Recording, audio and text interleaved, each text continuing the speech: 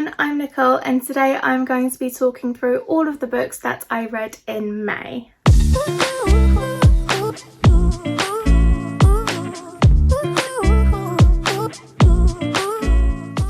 The first book that I read in May is The Northern Lights by Philip Pullman. This is the first book in his Dark Materials trilogy. This book follows a young girl named Lyra who lives at Jordan College in Oxford. She's the type of girl who gets into a lot of trouble. One day a woman called Mrs. Coulter comes to the school and she effectively takes Lyra in, and while Lyra is thrilled at first, she starts to realise that something isn't quite right. Also, her friend Roger has been kidnapped by these people who everyone is calling gobblers, and although they don't know why they want children, they are kidnapping children, and her friend Roger has been kidnapped by them, and so she sets out to rescue him. I really enjoyed it. This is the only one of the trilogy which I have reread. This would be the second time that I'm rereading it. The first time I think was in school, but it was really fun revisiting this world. There is stuff which came flooding back and other stuff which I had just completely forgotten about. I also think this book is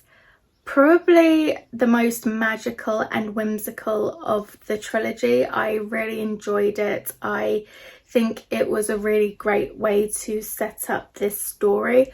This whole trilogy went in a place which I did not think it would go based on the first book. The second book that I read this month was The Subtle Knife by Philip Pullman.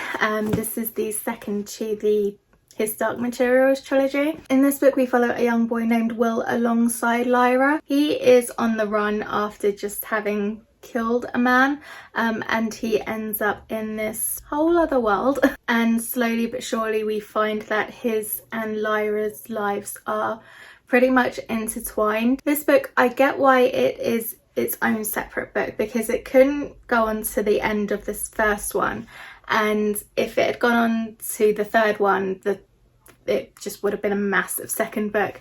There wasn't a whole lot that happened, except I suppose it's just literally setting up for the third book, but I did really enjoy it actually, and interestingly, despite having said that, I think it is my favourite in the trilogy. I really loved the introduction of Will's character. I loved his forming friendship with Lyra and just going on their journey. I obviously don't want to say too much about the second book because it is a sequel. I don't want to give anything away for the first one or even the third one, so not much else I can say really, except that I really enjoyed it. And then the third book I read this month was The Amber Spyglass, again by Philip Pullman. This is the third book in his Dark Materials trilogy. As the final installment, this obviously wraps everything up. I really enjoyed this one. I think I was very sad, I'm not gonna lie, by how it ended. I wasn't necessarily disappointed, although I was kind of disappointed,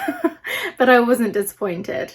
It wrapped up nicely and the way it probably should have wrapped up, but I was sad about it, is pretty much the gist of that. Like I said before, it goes in directions which I never would have imagined, and there were points where I was just like, this is a kids series, right?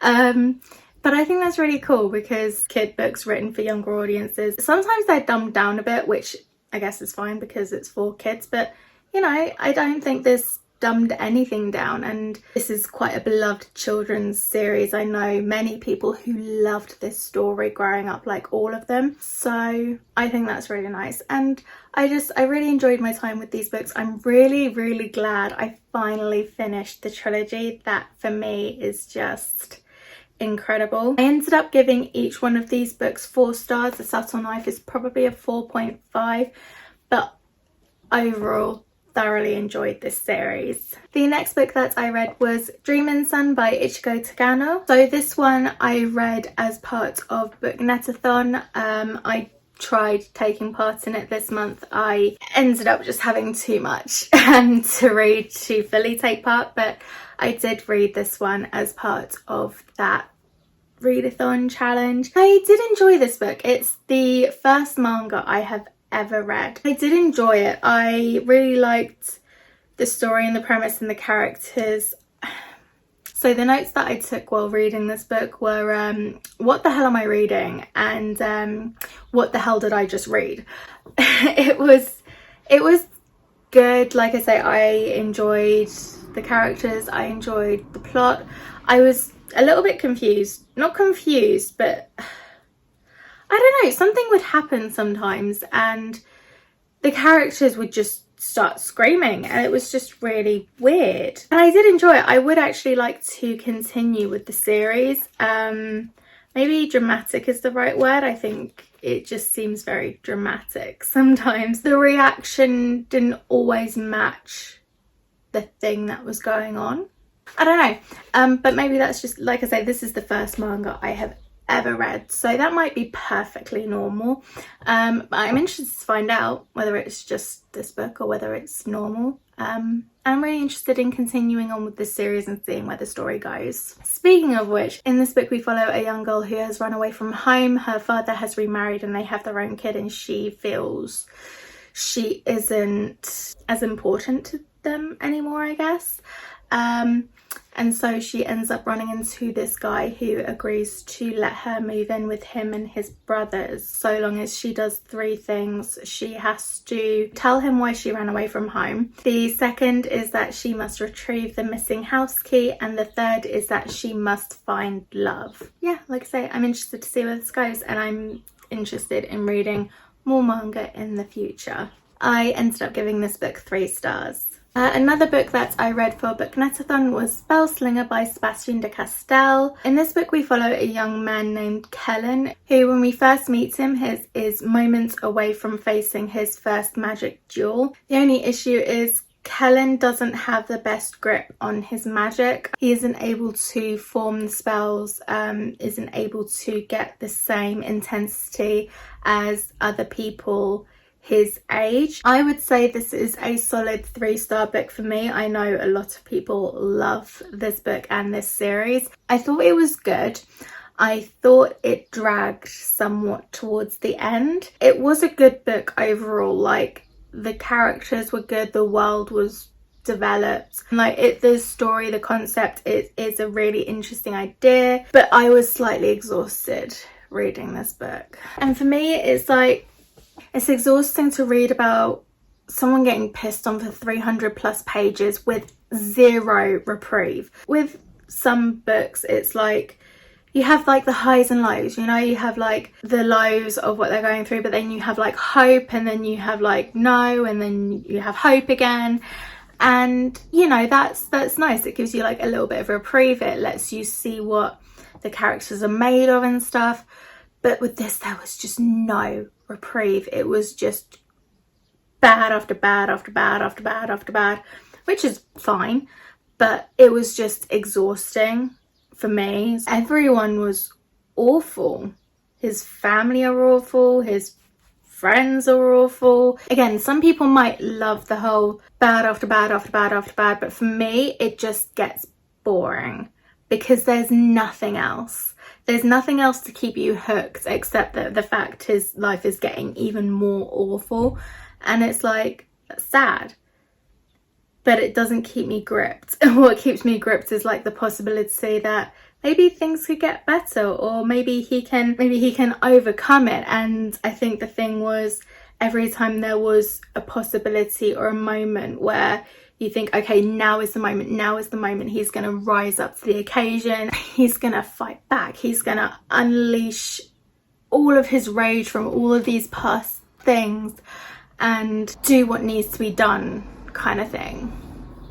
And it just never really happened. And the thing is, I think with moments of reprieve, it's like you can still have the stuff going on, but you get to know the characters more themselves. They kind of became not one-dimensional, but you did only really see this one particular side to them. And it's like I would have liked to have gotten to know him and the other characters just a little bit more. I feel really bad saying this because it isn't by any means a bad book. Like I say, it's great concept, great writing, great world building. So yeah, I gave it a 3 stars because I feel like that's a fair rating. I want to read Shadow Black to see if it's something that maybe I'll enjoy the second book more. So while I might like to do that, it isn't a priority for me at the moment. The final book that I managed to read for Booknetathon was The Raven Cycle by Maggie Stiefvater. This book, I remember, took me a while to get into. We follow a young girl named Blue who has been told for as long as she can remember that her true love will die if she kisses him. And so Blue lives most of her life trying to stay away from guys,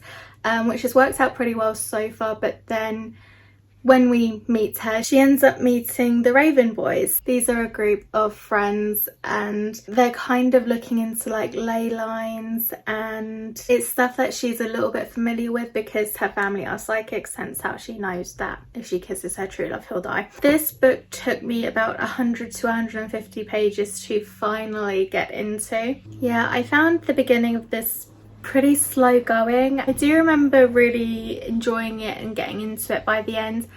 I would like to continue with the series. I gave this book 3 stars overall, I think because of the fact that I didn't really get into it for a long time, and I found it difficult to connect with the characters. I found it sometimes difficult to root for the characters, not because they were bad people or bad characters, but I couldn't connect to them for some reason. I'm hoping that as I continue on in the series, I'll be able to connect to them more. And while it is a 3-star, it is higher, I think, on my priority to continue in the series. Yeah, unfortunately, there isn't really a lot for me to say about this one purely because it's a solid 3-star book, but it's not out of this world amazing for me. The next book that I read was on my Kindle, and it is Rhapsodic by Laura Thalassa.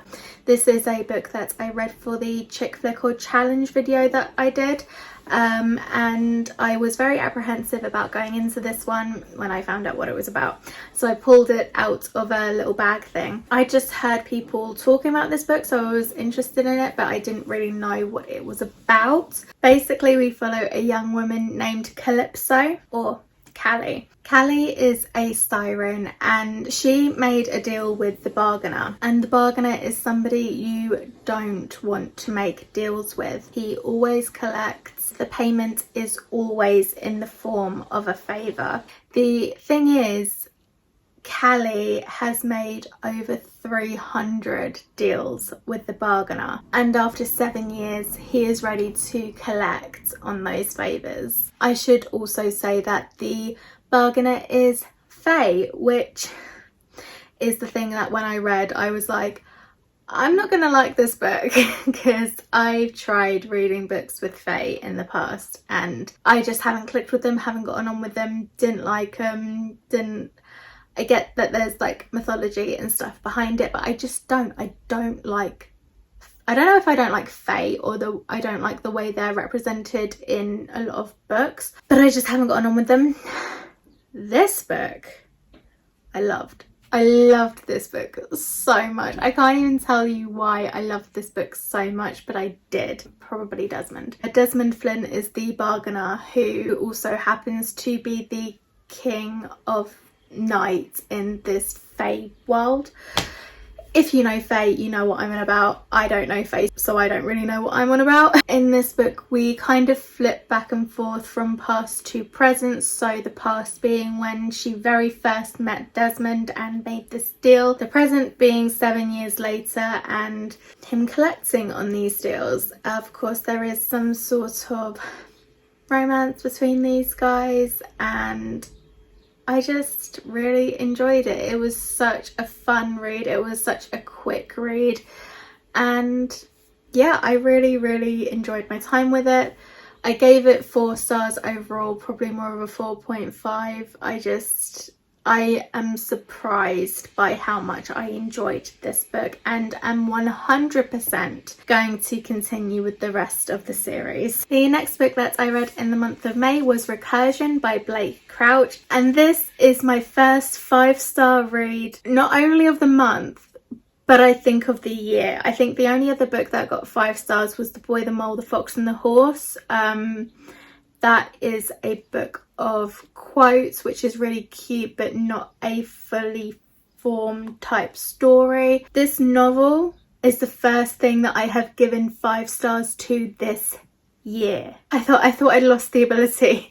So I'll start with telling you what's about it. We follow a man named Barry Sutton who works for the NYPD. So when we first meet Barry, he is investigating this phenomenon called false memory syndrome. Basically, it's where people believe that they had this whole other life outside of their current reality. Nobody really knows how it came about. People don't know if it's contagious. All they know is that it exists, and it essentially drives victims mad with memories that they have never lived. We also follow a neuroscientist called Helena Smith. Her mother has Alzheimer's, and so she has dedicated her life to trying to develop or create a technology which will help preserve memories in people, and I think specifically in Alzheimer patients. Their worlds obviously collide in some way. I'm not going to tell you how. While reading this, more than once I asked myself, where could he possibly take this? And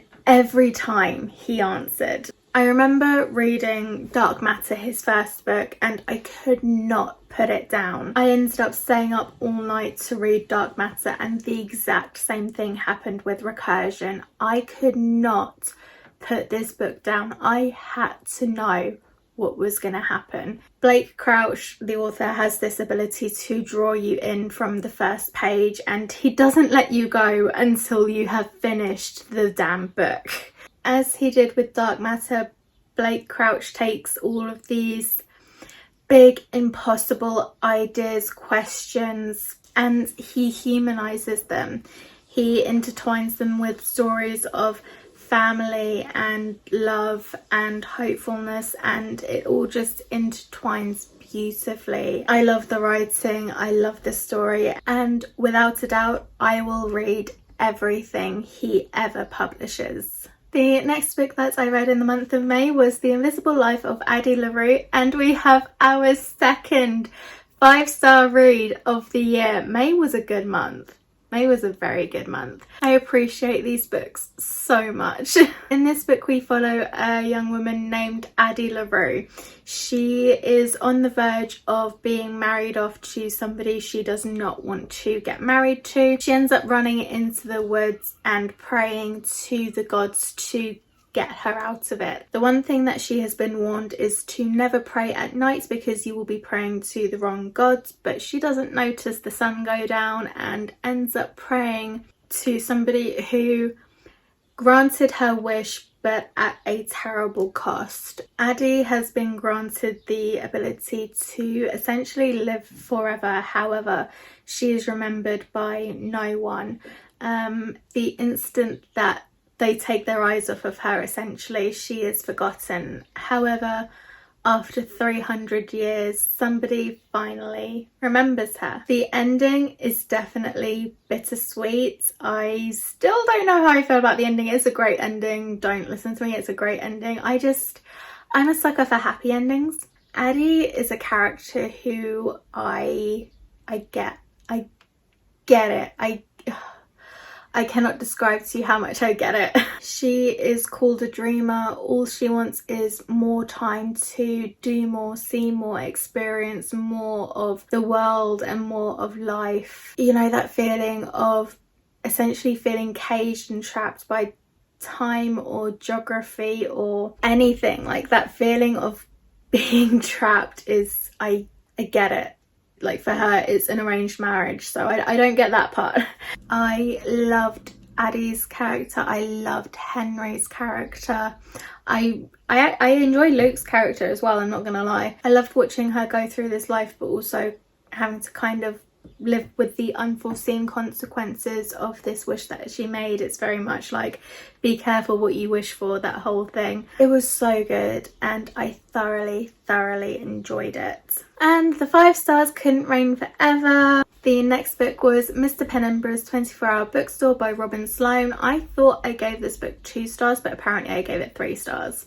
It was a very interesting story. It combines 2 things which I love, which are books and technology. I think an issue that I had with this book was I thought it was going to be a charming book about a 24-hour bookstore. Instead, we get a story about secret societies, code breaking, conversations about immortality, and I love those things. Like, I love them. Those are some of my favourite things to read about or think about or partake in or whatever. But for some reason, I wasn't enthralled with this. I didn't love this as much as I feel like I should have. It took me a long time, I feel like, to get into this, and there was a romantic relationship which I saw 0 point in whatsoever, except for the fact that it was there, it was fine. I get the need for both of the characters. What I don't get is why they needed to be together. I don't get it. It was unnecessary. Have both of the characters there, have both of their needs and uses or whatever present, but why have them together? It made no sense because it was pointless.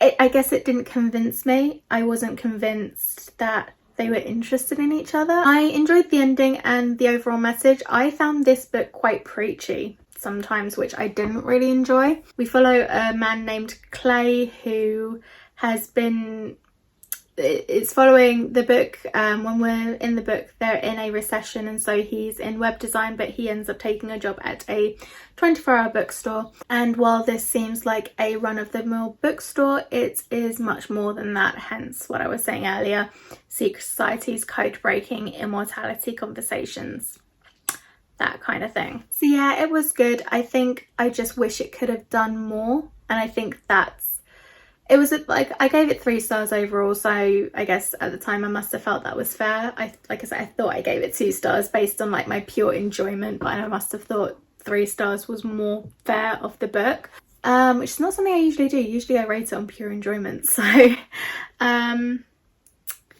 yeah, it was good, it was fine. I think I just wish it had done more.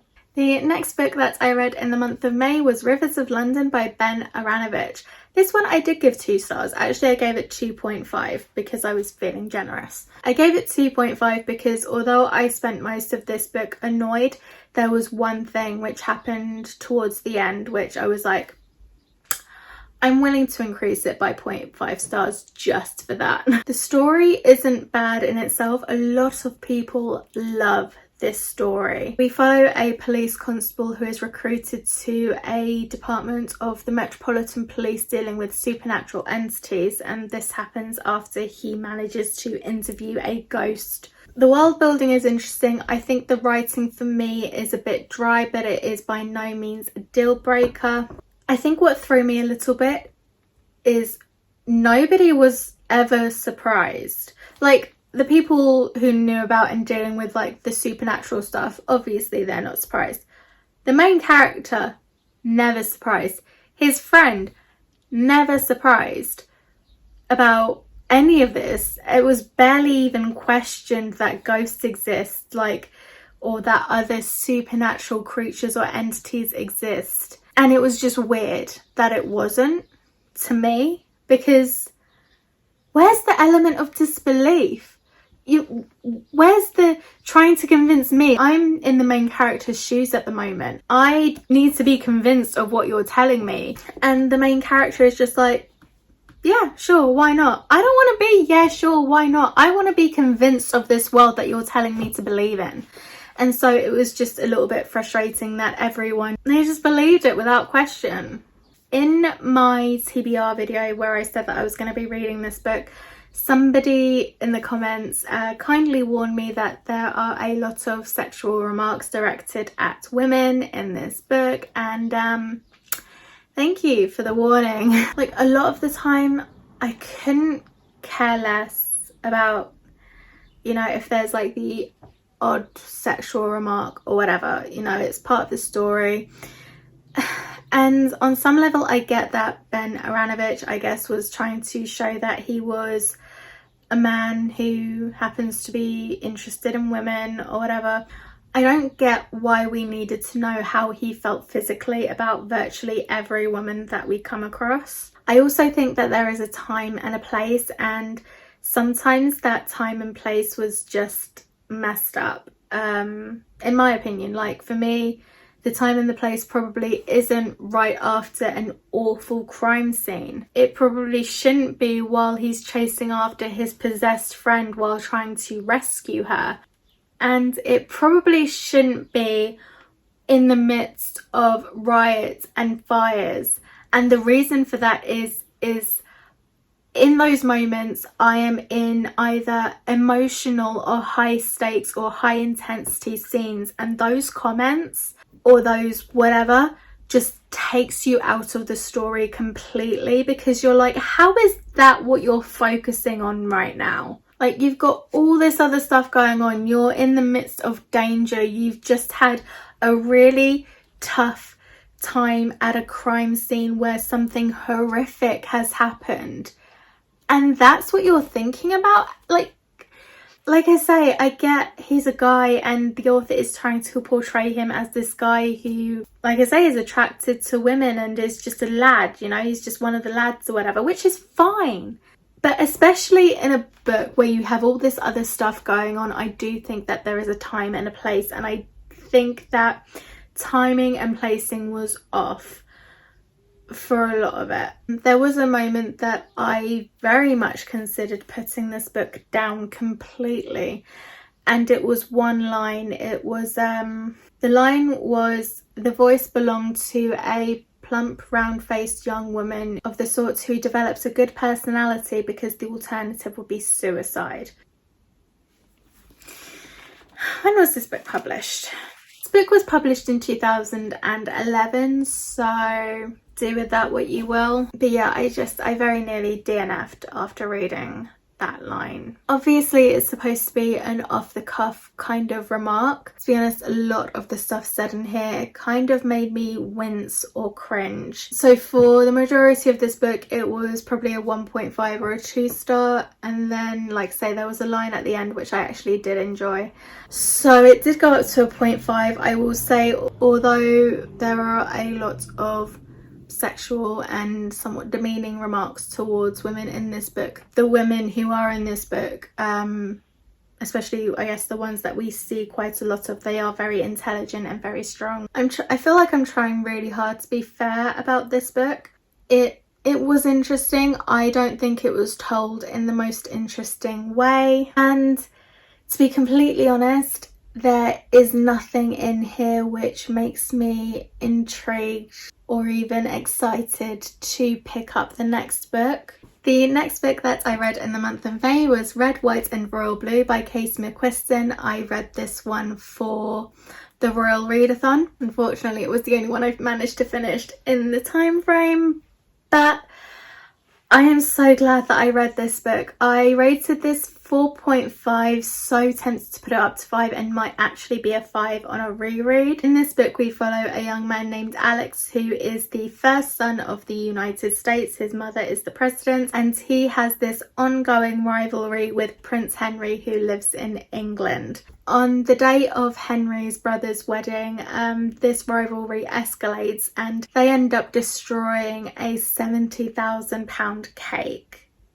As in £70,000 as in like English pounds, not like pound the weight pound, just in case there's any confusion there. And after this happens, the media kind of gets a hold of the story and they start questioning their rivalry. They start asking questions like, is this the reason that the president and the monarchy have not been on great terms? Which, you know, it's just media doing their whole like clickbaity bullshit. But it means that there needs to be some damage control, and so Alex and Henry are essentially forced to hang out for a weekend and keep in touch and essentially pretend to be really good mates.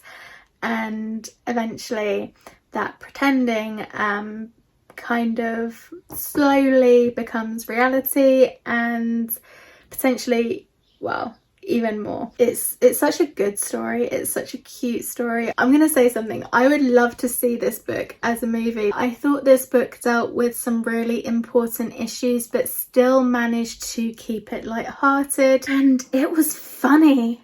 I laughed out loud multiple times while reading this book. I loved Alex and Henry, I loved Nora, I loved June and Bee and the President. I loved all of them. I really enjoyed seeing the characters grow. I think there was a point with one character, they did kind of feel completely different to how they were when we very first saw them, and then occasionally something would happen and you're like, ah, there they are.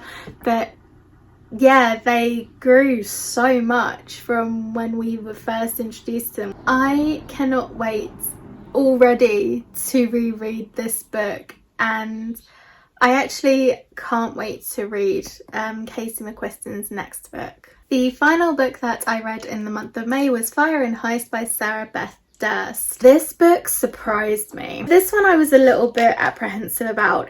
It's essentially about were-dragons, and I think that's what I was kind of focusing on. I wasn't sure about this one going into it. I loved it. I gave it 4 stars overall. So essentially when we first start this book, we're introduced to a young girl named Sky, and her life isn't at its best. Her family have always been a family which are really well off. However, in the were-dragon community, something has happened with her mother and they end up being left with almost nothing. Their reputation is in tatters. Her mother is missing. Her boyfriend has broken up with her because of her family's reputation being in tatters. So she's going through a lot. Her family aren't dealing with it brilliantly. I was very stupid with this book because like I say, I was a little bit apprehensive about it because of the were-dragons, completely ignoring the word heist.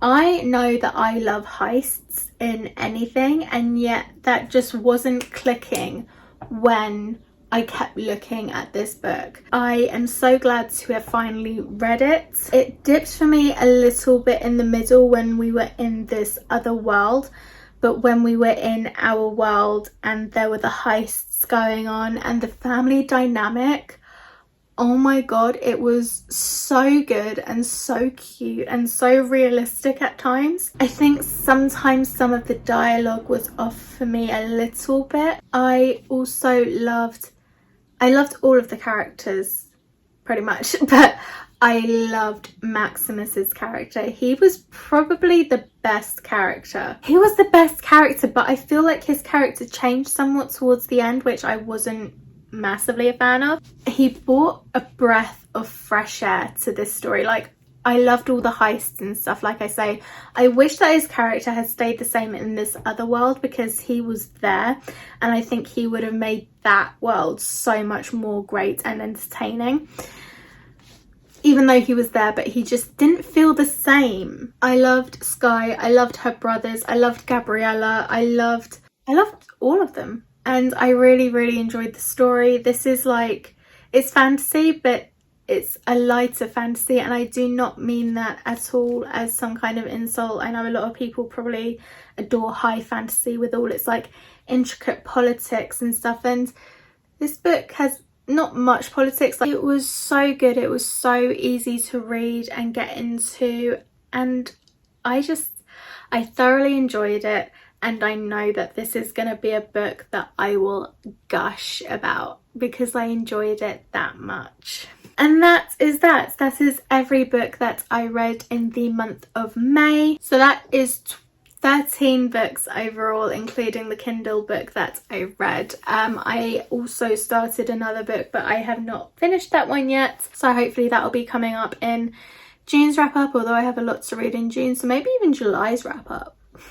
But in any case, that is everything that I have for you today. If you've read any of these books, let me know your thoughts, or let me know what you read in the month of June. I'd be very interested to hear. If you enjoyed this video, please feel free to like, comment, subscribe, all that fun stuff. Thank you so much for watching, and I will catch you in the next one.